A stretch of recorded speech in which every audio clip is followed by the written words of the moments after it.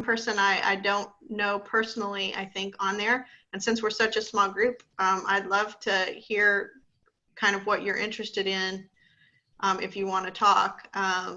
And so hopefully we can kind of point some of our comments to that. Hi, good morning. How are you? I'm Cassandra. I actually work with Computer Coach Training Center. We do IT and business certifications. And I am looking to stay as active as possible during this stay-at-home situation. So I'm really not even 100% sure what today's going to cover. I was just interested in the topic, and I'm here to learn and network with people. Okay, cool. All right. Well, welcome. For Cassandra's benefit, I have a 2-year-old, so. Totally understand. Yeah, and I'm going to give the pre-disclosure. I have 2 Siberian Huskies who occasionally participate in conversations. So hopefully we won't hear them, but there's an equal opportunity chance we will. So let me just get started. Cassandra, because you don't know me, my name's Lee Fletcher. I'm co-founder of Rising Tide Innovation Center. I'm also a serial entrepreneur. I started this series because I'm looking at how to best position my companies in this challenging environment. And so I started looking for solutions for my business, and then I thought I'm not the only person out there who's doing this. So if I shared my information, maybe it would be helpful to the wider community. Do we have it on record, Jen? Yep. Okay. So, last week I talked about the financial resources that are available to small business through the federal programs, some state programs, and private programs. This week I've started looking at, okay, given that that's the set of financial opportunities, what is the economy going to be doing, and what's that going to look like for small business in the in the near future and then in the longer term? To prepare, I read a bunch of articles, white papers, and transcripts of presentations that economists and other people have been doing. And I'm going to try, and some of those are linked in the presentation, but so I'm going to kind of try and distill that down so nobody else has to go through the painfulness of reading all of that stuff. So based on those resources, it seems certain there will be an economic depression of some kind due to the shutdown of the economy. The predictions on the duration and the extent of that downturn vary widely. So on one extreme, they're saying unemployment levels that exceed the Great Depression are going to happen. There'll be years of economic struggle. And then on the other end, they're saying, oh, maybe 3 to 6 months dip in revenues, and then everything will go back to normal. So I'm not an economist. I'm a lawyer. I'm a scientist. But it seems significant to me that everyone is saying there will be some kind of effect. So kind of taking that middle ground, I'm assuming that the recession is going to be somewhere to the end of 2020 at least. And so that's going to affect what my potential businesses look like over that period of time. And of course, there's still new stimulus programs. The next phase of stimulus is supposed to deal with more of the longer term needs of the country, but we don't have those yet. So I'm just going with what we have right now. So this presentation is really about where we are now, where we'll be in a few months, and what does that mean? Let's see if I can do this. Yeah. Okay. So I wanted to start with where we are now in Tampa Bay. The Tampa Bay Partnership, which is a regional economic development entity, and their normal function is to publish annual reports about our workforce and our competitiveness in the national economy. They're currently also issuing COVID reports every week in conjunction with the Community Foundation.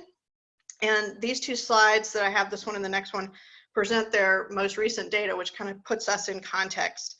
The first slide identifies the risk sectors from Tampa's largely service-based economy, the restaurant, retail, and housekeepers. What they're calling housekeepers is really hospitality. And that's over 29% of the jobs in Tampa Bay. The next slide proves out that the survey proves that out with survey data collected last week from people who are in the economy, who are experiencing it. 29% of those surveyed had their hours reduced, 18% have been laid off, and 12% had had wages reduced.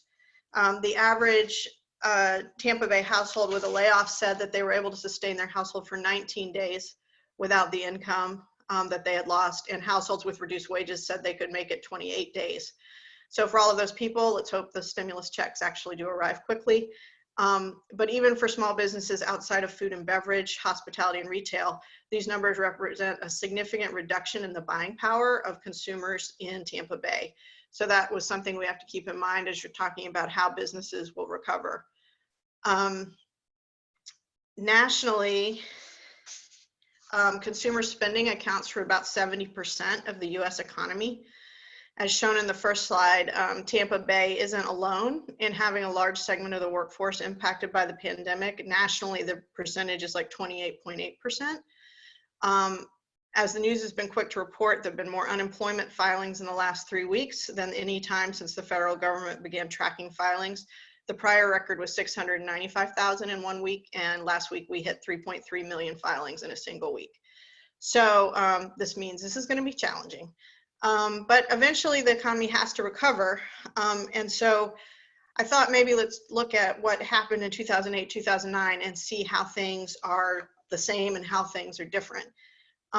One difference, from a science perspective that is different from 2000, 2009 is that the pandemic is not going to be a one and done scenario. All the stay-at-home measures are managing infection rates, so the virus will spread less rapidly.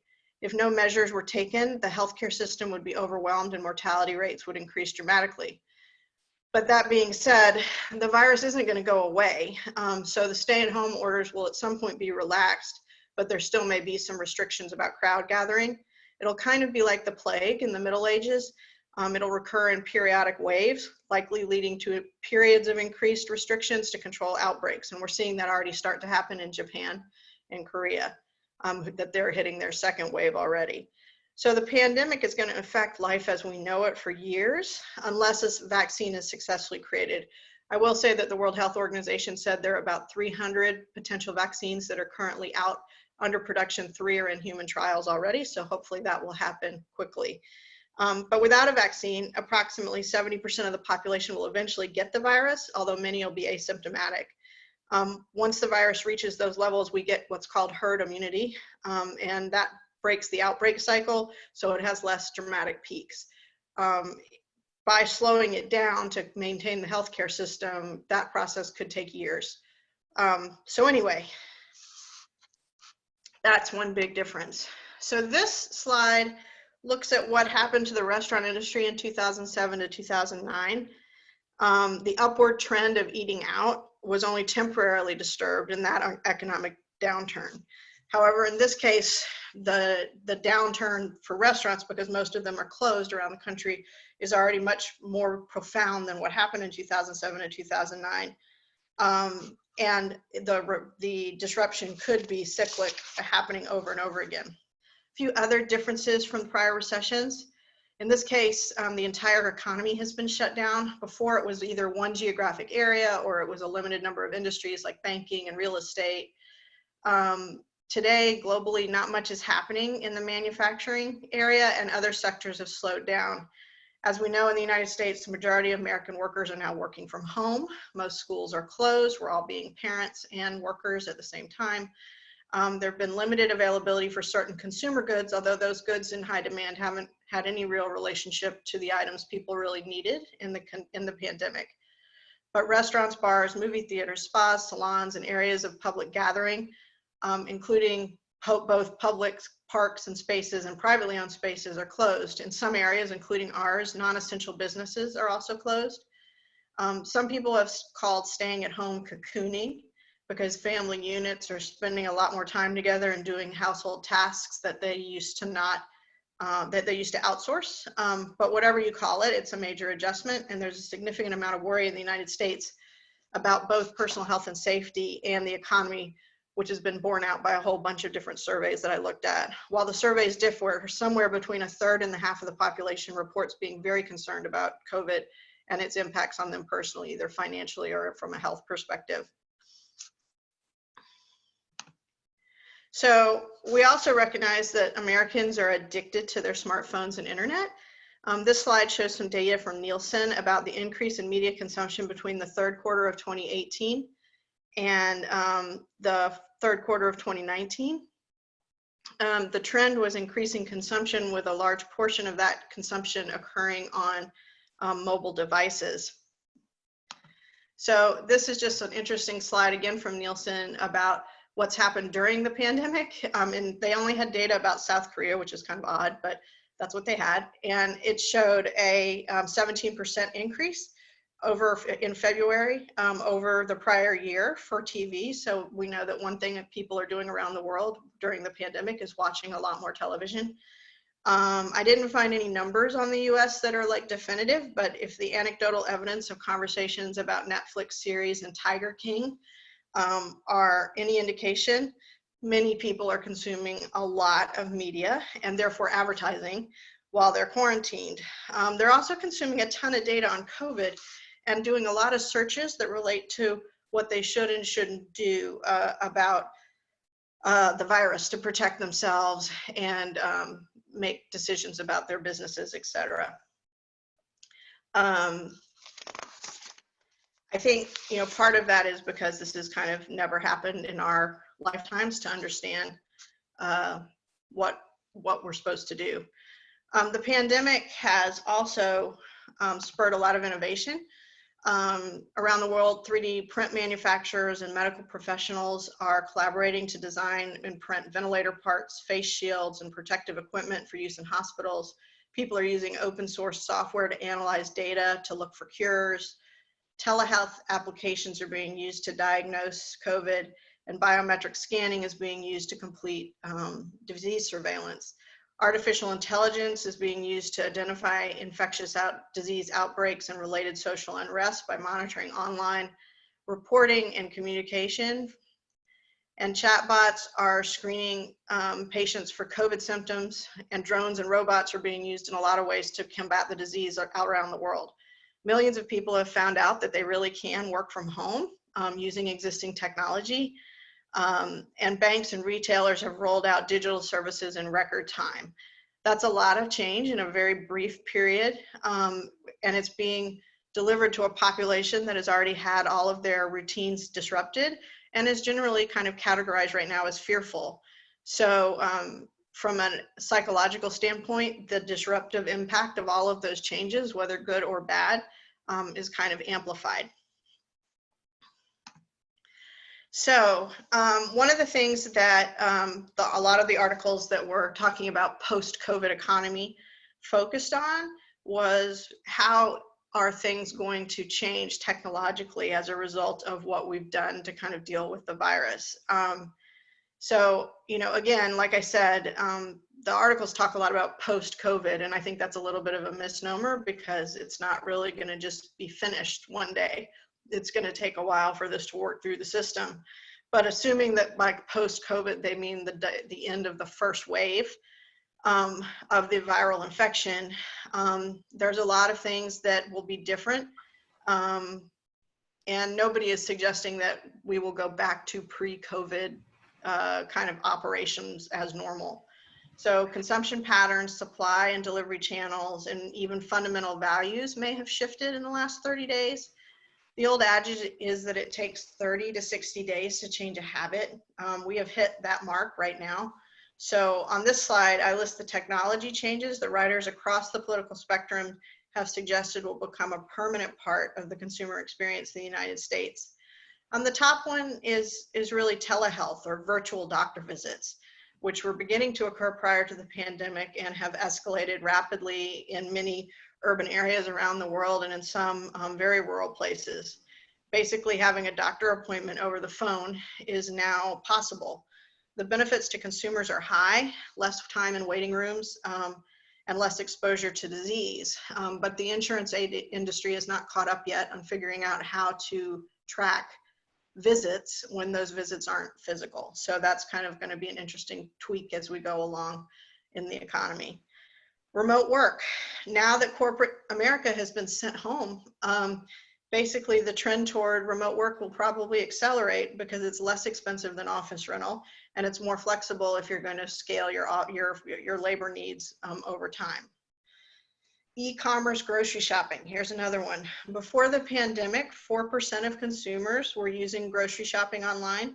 Some estimates from the grocery chains in the last 2 weeks indicated it's now 20% of their consumers are using the online service. And while getting delivery right now has gotten complicated because the infrastructure to deliver that amount of food has not been scaled up by many of the grocery stores, and because people have hoarded supplies, so you can't get necessarily what you want.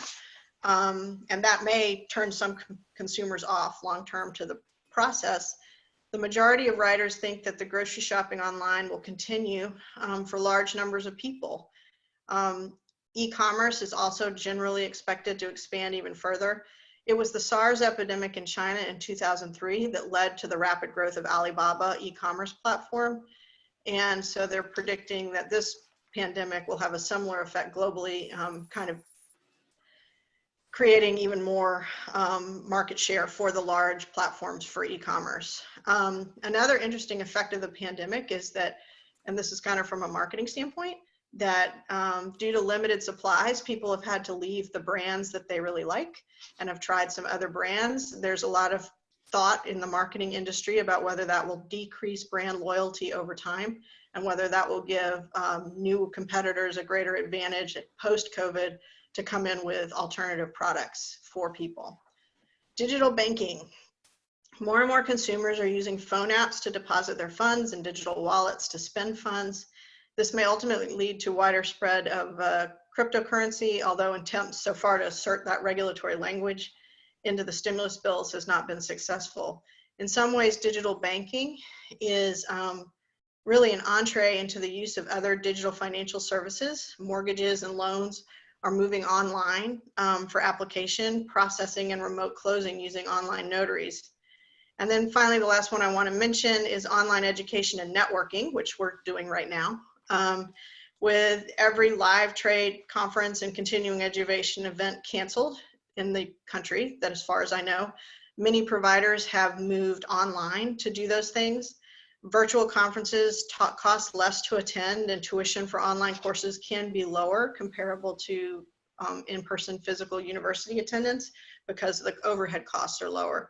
So one of the things that you see in the articles is suggesting that there will be a trend to making education more affordable and making virtual networking kind of a more mainstream piece of industry across the board.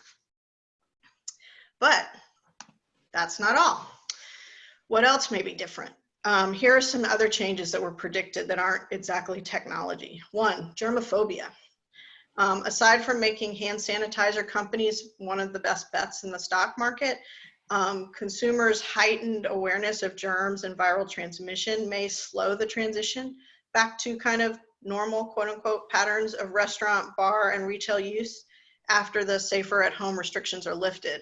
Some have suggested it will also lead to increased brand value for brands that are associated with cleanliness and wellness. So one of the pivoting points for small business will be to how to position themselves to represent something that is a safe alternative for consumers. Direct-to-consumer sales. Several articles suggested that the companies will switch to marketing directly to consumers online, which will lead to further contraction in the retail sector. This eliminates delay in delivery and also allows for more customization for products to consumers' needs. We're already seeing the subscription model for clothing and for a lot of other things, the boxes that come monthly. A lot of the articles suggested that that type of relationship with consumers may expand. However, since most recessions lead to reduced buying power, several articles also suggested, and this is the value change, that the consumer consumption patterns regarding non-essential goods and luxury items may be qualitatively value-driven rather than purely price delivery driven, but that will nonetheless result in reduced amount of consumption. So in other words, they were given the comparison of buying a cheap shirt that falls apart when you wash it once versus spending a little more and getting a shirt that is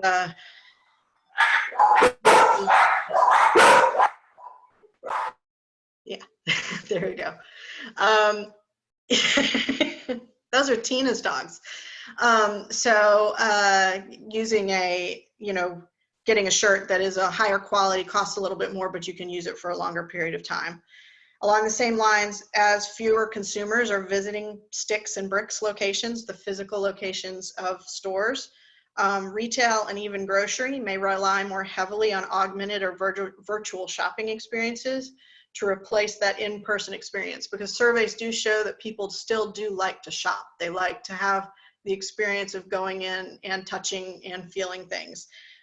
Since technology now exists that can make a consumer feel as if they're standing in a store, the question is, will there be much demand for actual shops if you can replicate that process online? Similarly, travel and other experiential activities may likewise move online if people are concerned about the safety of travel due to the potential virus exposure. So if you want to visit the pyramids in Egypt, maybe you can now do that virtually and feel like you're standing there even though you haven't been there yet. The shift to more online consumer activity increases the need for delivery. This may be solved by bigger fleets of Amazon drivers, but since the contagion fear is a factor, and you're seeing lots of chat online about whether you should disinfect your packages when they arrive, this also may lead to increases in contactless delivery using autonomous vehicles or drones or robots. So that's kind of an interesting twist. And it was interesting because it came up in multiple articles, so I don't think it was just tech heads being hopeful. But another shift may relate to supply chains. As the toilet paper and cell phone chip shortages have demonstrated, much of America's supply chain currently resides in China. And this longstanding trend to offshore has created a vulnerability in American supply chains, especially when coupled with in-time ordering and lean operation strategies. So some writers suggested that repatriating manufacturing is both advisable and may be economically feasible if the workforce is largely robotic. This change would represent an opportunity for expansion in the manufacturing sector, but not necessarily an expansion of low-skill jobs. So this need for upskilling and projected increase in remote work may lead to broader adoption of online mentoring and purposeful job-based technical training delivered remotely for particular skills for particular companies. Again, the trend being toward using online to do customization and purpose-built things for a smaller population rather than making products for a wider population.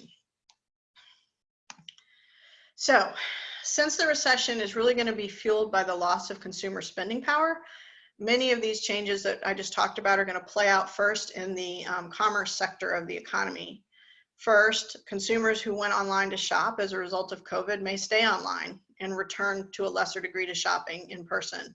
Second, consumers will likely be spending less and may be more selective in their purchases and use of funds in food and beverage establishments, since while cocooning, many have rediscovered the joy of cooking and baking, as evidenced by the millions of pictures of people's bread and dinner that we're all seeing on social media.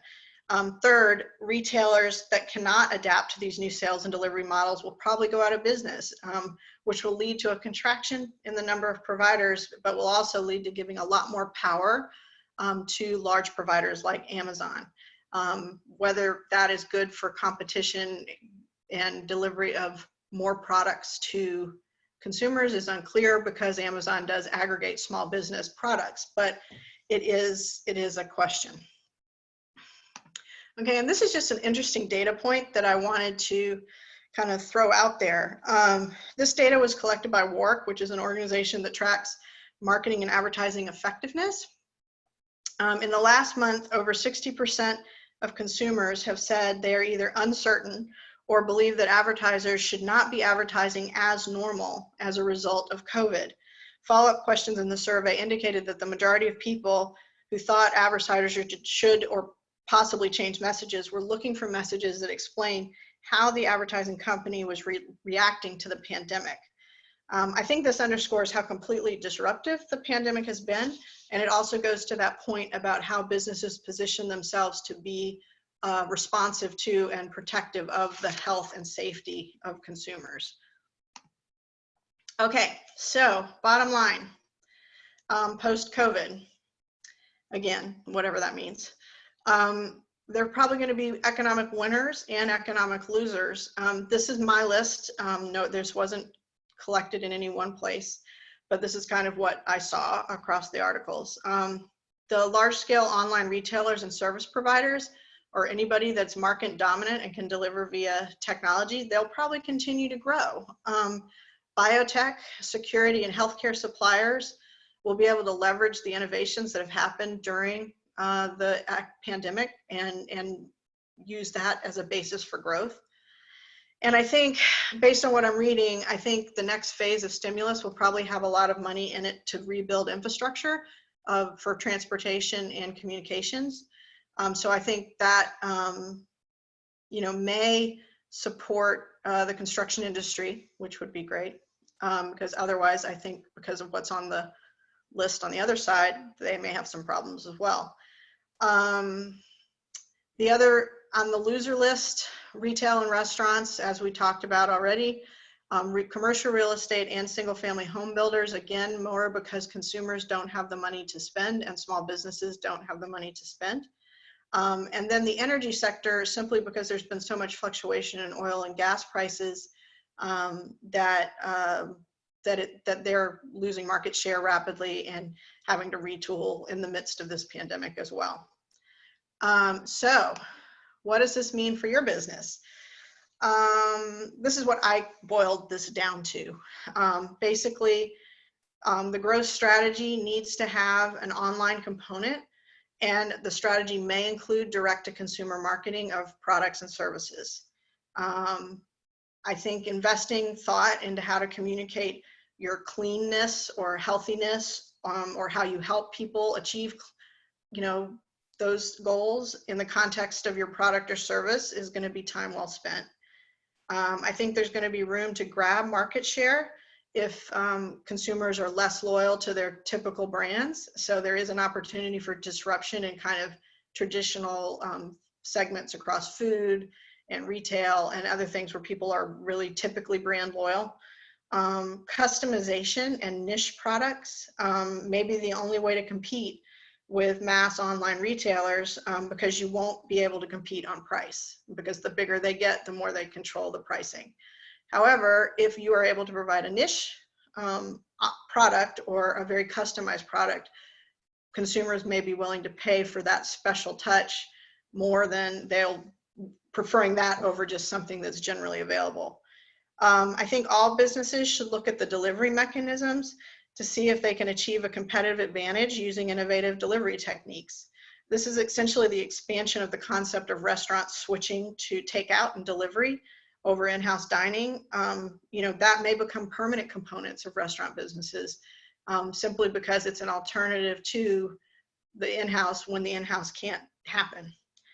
There may be opportunities in the manufacturing sector, again, particularly using 3D printing and robotics. There also may be opportunities in education and training and event services. Becoming an online event planner may be a new category of job. And the question is, can any of those types of services be added to your business model? And then I'm hoping, as a co-work space owner, that places and serve and services for remote workers may be a growth area. So if we have more remote workers, but we still have a significant portion of the population that has small children at home or just needs to get out and be social, hopefully those people will be congregating in co-work spaces and similar kind of group working areas where people from different business sectors can be together. So that is kind of my presentation, but I wanted to kind of open it up to conversations to just see what other people thought. Is all the chat, Jen, you posting the links and stuff like that? Yep. Okay, so I'd love your thoughts. I'd love to hear where you think things are going and what you see, because basically I'm reading articles, but does that translate into the right answer? I'm not sure. So anybody have any thoughts? I have some thoughts. These are some these are some really interesting reads. like I'm looking forward to like digging into them a bit more. They're not the run-of-the-mill. They're not the ones that we're saying like over and over again. These were some really interesting things. So I think that like I'm very interested in reading up on them a bit more. Cool. Yeah.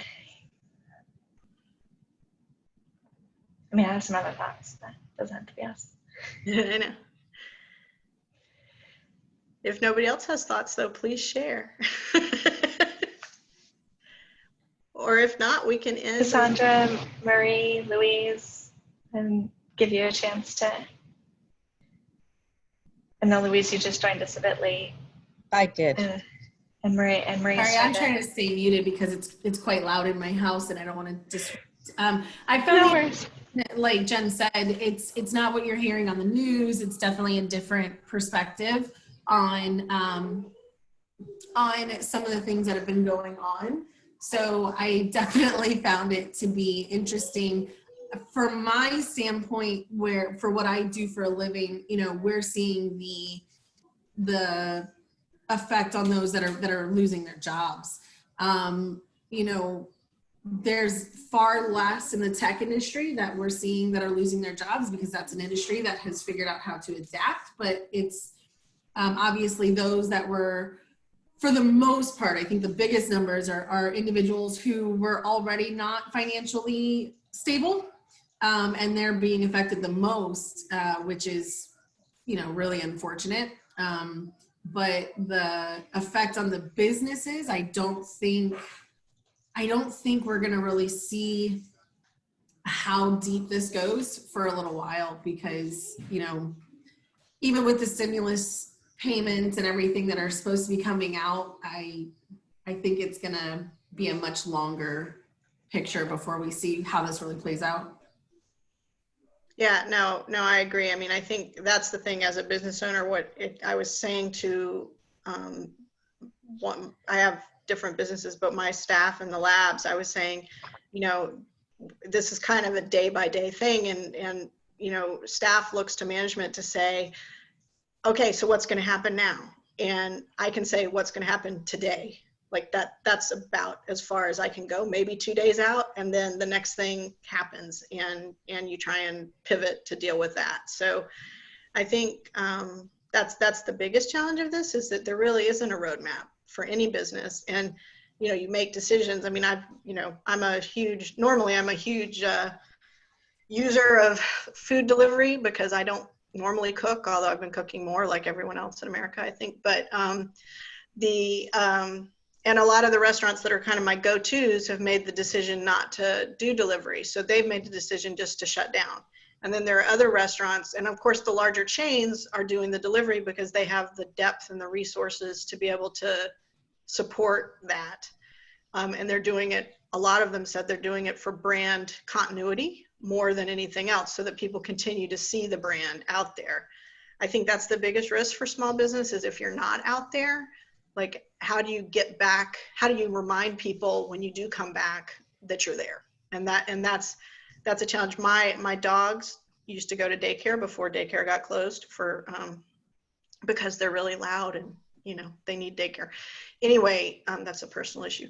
But they called yesterday and said, we just want to tell you that we're open for limited services and nobody's coming because nobody knows. And I was like, okay, well, will you wash my dog? Because if you will wash my dogs, I will bring my dogs. So, you know, but that's the kind of thing of what campaign do they need to do to tell their customers, hey, we're here. You know, this is what we're doing. So it's kind of across the board about how people are handling things. I mean, that seems like a normal local business problem that they face, and that this then is just amplified. Yeah. That, I mean, they struggle with the localities and like the depth of their marketing, et cetera, on a good day. On a good day. Understand the difference between essential and non-essential, and the fact that, like, for example, my kids have reptiles, right? We literally have to go to the pet store every single week to get whatever they're going to eat for that week. And so we call the pet store basically every week to find out, are you guys still open? I have found that Facebook pages are doing a pretty decent job. Like if you Google the businesses, not everybody's updating their Google My Business and things like that. So Facebook pages have been where I'm going for the bulk of the information. They have updated hours. They have postings about whether or not they're in business, what services they're offering. But not everybody's going to do their due diligence and look those things up. So I think that's been part of the biggest challenge for me is, I own a moving company and we're still servicing our community, but outside of putting that on my Facebook page and continuing our normal marketing campaign, we're not, there's no additional things we can do to let people know that we're still helping the community. So it's a very different landscape right now, and everybody's just trying to figure out how to sink or swim. Yeah, no, that's the truth. Especially businesses that used to rely primarily on like word of mouth or networks that were more physically based. It's definitely a clear transition. Like where are we reaching those people? And social networks, yes, but we're all kind of collectively trying to figure out where to hit those people. Mm-hmm. Yeah. Yeah, I saw Marie put in the chat that she's trying to figure out how to provide consulting without traveling. And I think, I think that like, how do you make it effective that's the thing. I mean, we're all becoming experts at Zoom, but besides that, like, how do you, part of being a consultant or a lawyer, which is one of my other hats, is kind of connecting with people and making them feel comfortable and making them feel like they have access. And that's a lot harder on a remote platform. And while there's some industries where that, like in the tech industry, that's been happening for a while, I think for the majority of us, really moving to that kind of model is a lot harder because that's not how people are used to receiving information necessarily. Yeah, I saw you're using Lunchpool. We, my executive director and I co-founded LinkedIn Local Tampa Bay, where we do networking events once a month. And we just started it in January. We co-founded it in January and had our first event in February. And then this happened. So we've only had one physical event, but we partnered with Lunchpool back in the beginning of March to host our LinkedIn Local Tampa Bay for March. We're doing it again, I think, this week on Thursday through Lunchpool. There's a lot of really cool tools out there to help you stay active. And I think the World Health Organization has changed their verbiage from social distancing to physical distancing. Yeah. Because we are human and we still Finally. need yeah. I remember our first newsletter I sent out and Thompson was like doing posts and I was like, something about social distancing. I was like, this is physical distancing. Right. I like insisted to call it that very early. Yeah, and I think they just started that turn in verbiage like this weekend or something, which is good. And so we're doing a ton. We for anybody who might find it beneficial, we're hosting a panel discussion on Friday on how to stand out during COVID-19. So everything is, most companies have opened up their networking events to be completely free. So there's a ton going on to stay connected to your network during this time. And if you are a business owner, now is the time to figure these things out, because come whatever day, May 20th, June, whatever, July, August, people will forget. I mean, they will have moved on, and other businesses are going to step up during this time. And those are the companies that they're going to remember when we can reopen. Right. If you'll post the information about your event in the chat, we'll add it. We have a internal Slack for our members. And then we also obviously are promoting things for other, businesses on our Rising Tide that we think would be great for the entrepreneurial community. So I'll put it in the comments. Okay, cool.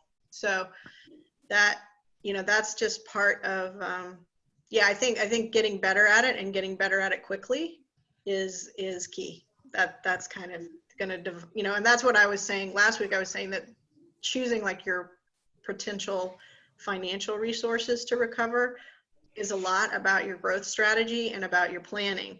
And you can't just do it kind of knee jerk and say, okay, I'll take this money and not have a plan for what's going to happen after I've spent that money. So I think people really need to be spending this time kind of tweaking their business models, tweaking their growth plans. And that's why I always kind of look forward looking as to what things are going to look like, so I can try and guess where I need to position things for. I don't know. I'm trying to reach, I'm not good at multitasking. So like reading chats and talking at the same time is something that is hard for me to do. Yeah, Google Docs and Hangouts. Yeah.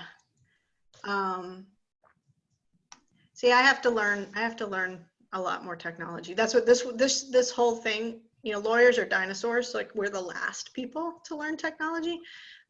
So it's, it's been like this epic curve for me. And Jen has been a huge help because she's like at the other side of that spectrum and like seems to know every potential tool there is out there.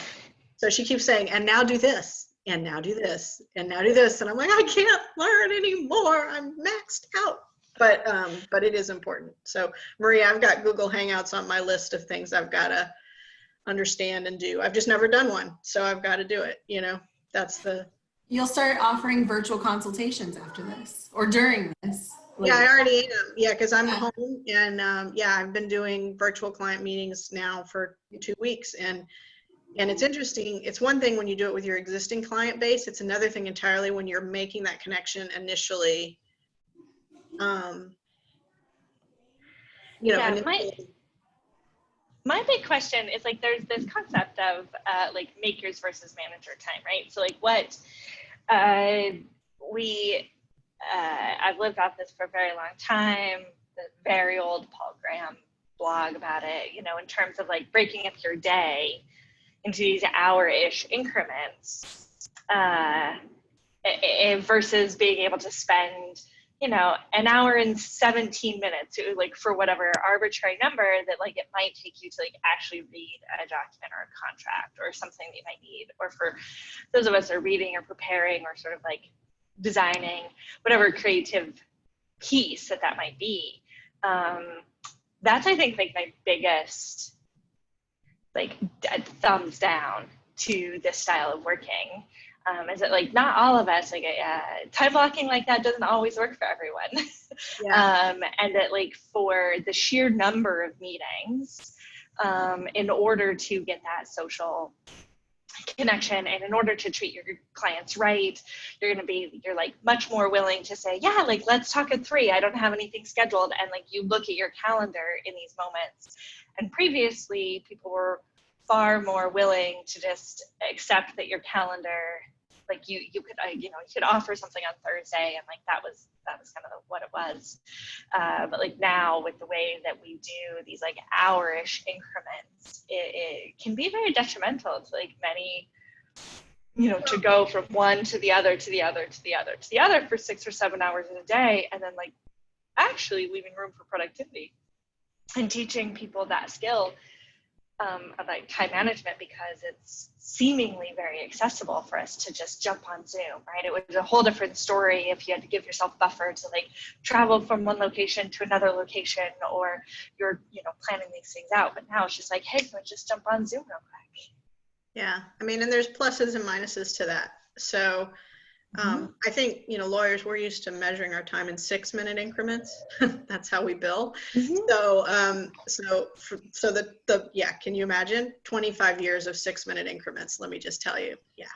So, so because of 6-minute increments, I think of my day that way.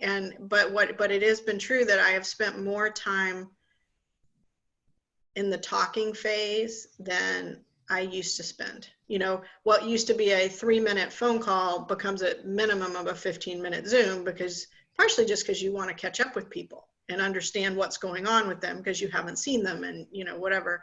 But I think, yeah, that's a transition and a productivity issue. Although the studies that I read say that the workforce is actually going to be way more productive because they can flex around life and not be commuting, and, you know, so they get back these hours of time and all that. I don't know. I think think we'll see. I mean, I am getting back an hour and a half a day, not commuting from South Tampa over to Pinellas County. So, so that is a positive, I guess. I think one of the potential, from somebody who's worked in a lot of tech companies and is really nerdy and formerly Sigma project management planning guy, what the potential shift is going to be that we're blocked, like Jen said, we're blocking our time in hour increments, 30-minute increments. And that time blocking is going to become, if for a productivity model, it's going to have to become a lot more structured and scheduled. Right now, everybody's kind of in this non-structured thing. Mm-hmm. Without that structure, it's really difficult to have a online strong workforce. And I think that shift is going to happen, and it's going to be painful, and it's going to be an adjustment. But I see that because corporations are going to do productivity models and cogs and machines, and that's where I see that. Yeah, I mean, I think that I think there's also the piece that you have to spend more time connected remotely than you do if you're in the office next to somebody. Like, you just have to consciously connect. And so that takes more time than just waving at somebody when you go get your cup of coffee, you know, so, which is another form of connection. So I think that I agree with you. I think there is going to be some structure around it. I'm already seeing, like, my friends that are still in big law and are in big accounting companies and things like that. There is more structure to their day already. They start with like a team meeting, and then they have kind of a work that they're doing, and then there's like an afternoon chunk of calls with their supervisors or whatever. And it seems like that's how they're working more, because I'm hearing from them kind of more in traditional times, like lunch. You know what I mean? And it's like, so it's kind of, which on friend calls, you know, friend Zooms. And then of course, during these Zoom virtual happy hours that are happening on a regular basis. But I think that's going to be an evolution of it. But fundamentally, if you think about it, why would you pay for commercial office space if everyone can work from their home? Like, so, I mean, why would you do it? Yeah. So I think another factor to that is what we were talking about yesterday, is if you're an introvert or extrovert, that's certainly going to play into your, you know, if you're comfortable with this virtual networking piece.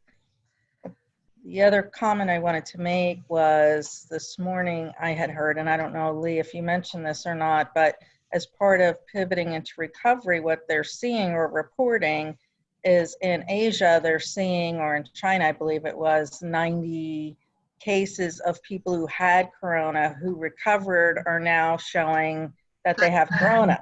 yeah. Right. Yeah. So I think everybody's saying, well, hold on, you got to sort of slow down and really be thoughtful and use the data to understand how we're going to. Right. And yeah, I talked about that a little at the beginning, just kind of did my science geek spiel on viral cycles. Yeah, I mean, I think this is the plague of our generation. You know, in the 1340s, the plague disappeared and reappeared approximately every 18 months for a period of 14 years, Wow. killing millions of people over that time frame, but also completely disrupting the Renaissance and putting us back into a dark age in terms of, because of so much knowledge that was lost in that process. Mm-hmm. So I think that's your historic worst picture of how not to manage a virus. You know, right. And things are different. Obviously, we don't believe that it's coming from God, and we kind of understand the viral cycle and all of those kind of things, but understanding that it is going to be a long-term shift. I mean, I've got a junior in high school, and question number one is the summer program she got into even going to happen? Question number two is, I was just on a college counselor Zoom this morning with their school, and they're like, we really have no clue how the college application process is going to go. But schools are going test optional. Schools are looking at different things. Schools are not really going to look at some of the grades from this semester because they know everyone's been disrupted. So all the things, like even the basic things of life that you think, oh, this is how this goes. This is not how this necessarily goes. And I think that that's going to be, I think we've talked, we have Cassandra, we have a daily kind of remote roundtable. It's just like a check-in with our members. And we were talking yesterday just about how you're feeling about all this stuff and the disruption and the discombobulation that kind of comes with, and depending on your personality type, whether it's been positive or negative, to go home. But that is kind of it's just a question. I mean, it's like, okay, I've got to devote time to figure out how to help my kid possibly get into college that she might not be able to physically attend. Right. So are we getting into college to stay home and go to college online? Or are we getting into college to go to college? Like, do we know? We don't know. We don't know at all. I mean, and some of our friends who are artists, had gotten into like RISD for the summer and were planning to make their portfolio for their college applications. RISD canceled the program. So now they're like, what do I submit? Like, how do I do this? Which is just a little microcosm, but in every family, there's stuff like that that's going on. It's like, okay, decisions about what do you do with older people in your family with all the risks that are in being in nursing home now. Is it safe to put your family in nursing homes, especially in Florida where we're not reporting the, health status of people in nursing homes? But, so I think, all across, this is like kind of, it's such a game changer that, in some ways it feels silly to focus on, oh, well, how's it going to affect my business? Because you've got to live in the middle of all this. But at the same time, we've got to keep going. I mean, we don't want it to become the next dark age, so we have to figure this out, So back to the dark ages, just to make a comment to your comment about we don't think it came from God. I come from a family of evangelical Christians, and trust me, well, there's a daily discussion about the end times, and God is so pissed at all of us and he's bringing this plague down. So don't think that people don't think that that's true, because some people do. Yep. No, I think that there's probably a chunk of the population that wonders that. I mean, just like there's a chunk of the population that wonders, is this really a weaponized virus that escaped from some government lab, and another chunk of the population that wonders if it's a conspiracy and doesn't really exist, and another chunk of the population, that believes that. Little League Baseball, and these kids are between the ages of 9 and 12. And I don't know how old he is, but one of the kids was like, COVID-19 is just Thanos from the Avengers. He's wiping out 50% of the planet. And I was like, okay. Mm-hmm. However, you got to rationalize it. Correct. But yeah, so there's a great history book called The Cheese and the Moon, which is about it was written about a guy during the Inquisition who basically got killed because he insisted that the moon was made of cheese. Like, he had this whole cosmology because he could see it and it looked like cheese, and he had built this whole thing in his head, and he insisted that he was right, and he was willing to die for that perspective that the moon was made of cheese, and that's what it was. So, I mean, I think there's a lot of, you just kind of have to say, okay, how am I going to make sense of this in my own framework? So I'm focusing on my business. that's how I'm going to make sense of it in my framework. But anyway, I think I don't know how we are on time. We're getting pretty close to the end. So I don't know, any wrap up thoughts or comments from anybody?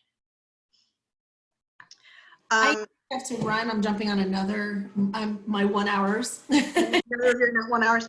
Yeah, we will be doing this next week. I think next week I'm probably going to be focusing more on kind of more particularly on growth planning and what does that look like. So if you know of anybody who wants to have a conversation about that and is kind of working through that, please invite them. Sure. I'll be up on our Facebook page. Awesome. Okay. I appreciate it. It was nice to chat with you all, and best of luck. And I'll see you guys on more of these in the future. Okay. Cassandra, we'll send you a follow-up note so you can get joined in. Okay. All right. Bye. Bye. Okay.